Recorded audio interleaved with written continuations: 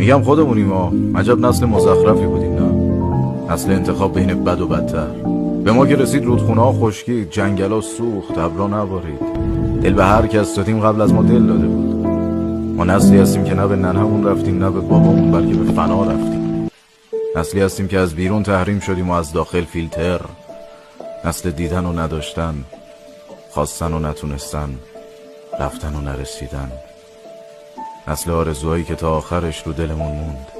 نسل آهنگای سوزناک، نسل طلاق 70%، نسل فیسبوک از سر بی کسی، نسل درد دل با هر کسی، نسل موندن سر بیراهی، نسلی که ناله های همو فقط لایک میکنیم، نسل خوابیدن با SMS، نسل جمله های کوروش و دکتر شریعتی، نسل کادوهای یواشکی، بوسه های دزدکی، نسل تورم 500%.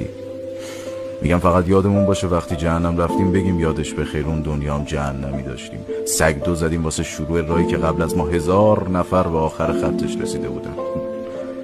ما تنها نسلی هستیم که هیچ وقت نمیگیم جوونی کجایی که یادت بخیر.